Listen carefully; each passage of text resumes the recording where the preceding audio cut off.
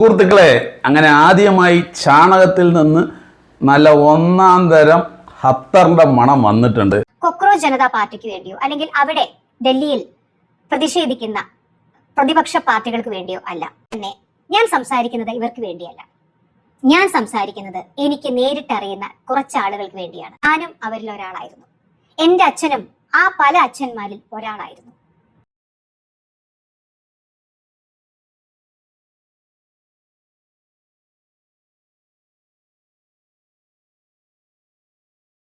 बदलना है। वो मेरा बेटा है, वहाँ पे फोटो लगी है, वो मैं उसका पापा हूँ। जब शुरू किया था तब मैं इसीलिए आया था। मेरे को मेरा बेटा कह रहा है अब हम मर जाएंगे, जहर खा ले। मतलब 12 घंटा 18 घंटा ड्यूटी. അപ്പോൾ ആർക്ക് മനസ്സിലായോ ഇല്ലയോ എന്നുള്ളതല്ല, നമ്മുടെ ഡോക്ടറിന് വളരെ കൃത്യമായിട്ട് ഇവിടുത്തെ പാവപ്പെട്ട വിദ്യാർത്ഥിനികൾ അനുഭവിക്കുന്ന വേദനകൾ മനസ്സിലായിട്ടുണ്ട്. കാരണം പുള്ളിക്കാരി പറയുന്നുണ്ട് ഞാനും ആ വഴിയിലൂടെയാണ് വന്നത് എന്ന്. അതുകൊണ്ട് തന്നെ അവർക്ക് ഈ വേദന മനസ്സിലാകുന്നുണ്ട്. എന്നിട്ട് അതായത് കുട്ടികൾ മരിച്ചിരുന്നല്ലോ, അവരുടെ അച്ഛന്മാരെല്ലാം പരിപാടിയിൽ ഉണ്ടായിരുന്നു.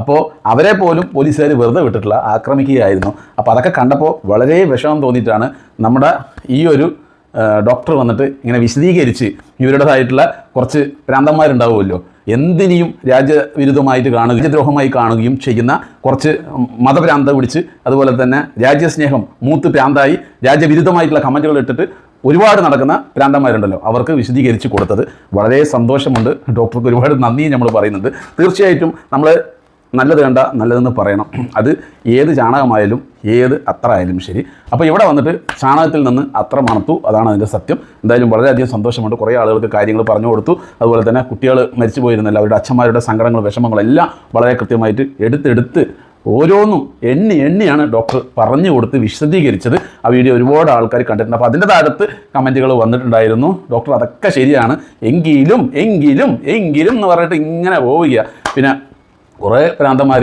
അതിൻ്റെ അകത്ത് താടിയും തൊപ്പിയും ഉള്ള ആൾക്കാരെ തിരഞ്ഞിട്ട് അതിൻ്റെ ഫോട്ടോയും പിന്നെ കുറേ AI വീഡിയോ ഒക്കെ ഉണ്ടാക്കിയിട്ട് ഇതൊരു മുസ്ലിങ്ങളുടെ മേത്തേക്ക് വെക്കാനുള്ള ഒരു പരിപാടികളൊക്കെ കുറേ ചാണകങ്ങളുടെ ഫേക്ക് പേജുകളും ഫേക്ക് ഗ്രൂപ്പുകളൊക്കെ കമൻറ്റുകളും വീഡിയോസൊക്കെ പ്രിയ സുഹൃത്തുക്കൾ ഇട്ടിട്ട് പോകുന്നുണ്ട്.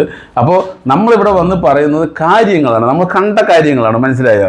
നിങ്ങളൊന്ന് ആലോചിച്ച് നോക്കൂ. ഇത് വളരെ സിമ്പിളായിട്ട് സോൾവ് ചെയ്യേണ്ട ഒരു കാര്യമേ ഉള്ളൂ. എങ്ങനെയാണെന്ന് വെച്ച് കഴിഞ്ഞാൽ പ്രധാനമന്ത്രിക്ക് വളരെ കൃത്യമായിട്ട് ഇതിനുമായി ബന്ധപ്പെട്ട് നടപടി എടുക്കാം.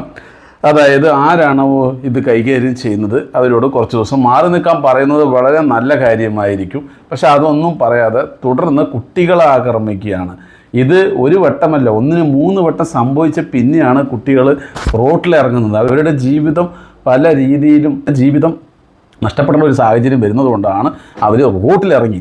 അതുപോലെ ചിന്തിക്കാനുള്ള കോമൺ സെൻസ് ഇല്ലാതെയാണ് പല ആളുകൾ വീഡിയോ ചെയ്യുന്ന കമൻറ്റ് അടിക്കുന്നത് പ്രിയ സുഹൃത്തുക്കളെ. അപ്പോൾ നമ്മുടെ വീട്ടിലുള്ള ഒരു കുട്ടി ഈ പരീക്ഷയുമായി ബന്ധപ്പെട്ട് നമുക്ക് നഷ്ടപ്പെട്ടാലേ അതിൻ്റെ വേദന എന്താണെന്ന് അറിയാൻ പറ്റും. അവിടെ 12 കുട്ടികളോളം മരിച്ചിട്ടുണ്ടെന്നൊക്കെയാണ് പറയുന്നത്. കൃത്യമായിട്ട് എത്രയാണ് കണക്കെന്ന് അറിയില്ല. എന്തായാലും ഇതൊക്കെ വളരെ മോശപ്പെട്ട ഒരു പരിപാടിയാണ്. ഇതൊക്കെ വളരെ സിമ്പിളായിട്ട് കൈകാര്യം ചെയ്യുന്ന ഒരു സംഭവമാണ്. ഇതുപോലും ഇവർക്ക് കൈകാര്യം കൃത്യമായിട്ട് ചെയ്യാൻ പറ്റുന്നില്ല. ഇവർക്ക് ആകെ അറിയുന്ന പരിപാടി എന്താ വെച്ചാൽ കുറേ ഫേക്ക് പോലീസുമാരെ കൊണ്ടുവന്നിട്ട് അടിച്ച് ഒതുക്കുന്ന ഒരു പരിപാടിയാണ് നമ്മളിവിടെ കണ്ടുകൊണ്ടിരിക്കുന്നത് പ്രിയ സുഹൃത്തുക്കളെ. ഇത് എത്ര കാലം ഇവരിങ്ങനെ ചെയ്യും? ഇത് ഒരു അഴിമതി വിട്ട് അടുത്ത അഴിമതികൾക്ക് ഇങ്ങനെ പോയിക്കൊണ്ടേയിരിക്കുക. ഈ കൊട്ടാരം പോലെ ഇങ്ങനെ കെട്ടി ഇങ്ങനെ പോവുക, ഒരു അവസാനമില്ലാതെ. അതിനെല്ലാം പ്രതികരിക്കുന്നവരെ എന്ത് ചെയ്യുന്നു? തീവ്രവാദികളാക്കുന്നു, രാജ്യവിരുദ്ധ ആളുകളാക്കി മാറ്റുന്നു, അതുപോലെ തന്നെ ഇന്ത്യക്കെതിരെ സംസാരിക്കുന്ന ആളുകളാക്കി മാറ്റുന്നു. അങ്ങനെ ഇപ്പോൾ നമ്മുടെ ഒട്ടകമൊക്കെ വന്നിട്ടുണ്ട്. ഒട്ടകം ഒരു രക്ഷയില്ല പ്രിയ സുഹൃത്തുക്കളെ. വെളിവില്ലാതെയാണ് ഒട്ടകമൊക്കെ ഓരോ കാര്യങ്ങൾ പറഞ്ഞിരിക്കുന്നത്. ജിതാ ഹരിദാസിനെ വരെ ചെയ്യുന്നു മറ്റുള്ള രാജ്യത്തിൽ നിന്ന് കാശ് വാങ്ങിയിട്ടാണ് ഇവൾ ഇതൊക്കെ ചെയ്യുന്നത് എന്നുള്ള രീതിയിലൊക്കെ ഒട്ടകം ഗോപാലൻ ഒരു വെളിവില്ലാതെയാണ് വന്നിട്ട് ഭ്രാന്തന്മാരെ പോലെ പറഞ്ഞുകൊണ്ടിരിക്കുന്നത്. അതും കൈയടിക്കാൻ കുറേ ഭ്രാന്തന്മാർ. അപ്പോൾ പ്രിയ സുഹൃത്തുക്കളെ, നിങ്ങളുടെ കമൻറ്റിൽ പറയുക. നമ്മുടെ ഡോക്ടർ വളരെ വിശദീകരിച്ച് ഈ ഭ്രാന്തന്മാർക്കൊക്കെ കമൻറ്റ് ഇടുന്ന ഭ്രാന്തന്മാർക്കൊക്കെ കൊടുത്തിട്ടുണ്ട്. അതായത് ഈ കുട്ടികൾക്കെതിരെ തീവ്രവാദികളാണെന്നൊക്കെ പറഞ്ഞിട്ട് കമൻറ്റ് ഇടുന്ന കുറേ ഭ്രാന്തന്മാരുണ്ടല്ലോ, അവർക്കൊക്കെ വളരെ നല്ല രീതിയിൽ വിശദീകരിച്ചു കൊടുത്തു. അപ്പോൾ നിങ്ങളുടെ അഭിപ്രായം പറയുക പ്രിയ സുഹൃത്തുക്കളെ. തീർച്ചയായിട്ടും നമ്മളെപ്പോഴും സത്യത്തിൻ്റെ ഒപ്പമായിരിക്കണം. ഈ വിദ്യാർത്ഥിനികളെ ദ്രോഹിച്ച ഒരു മനുഷ്യരെയും വെറുതെ വിടരുത് എന്നുള്ളതാണ് എൻ്റെ ഒരു അഭിപ്രായം. അപ്പോൾ നിങ്ങളുടെ അഭിപ്രായം എന്താണെന്നുള്ളത് കമൻറ്റിൽ പറയും.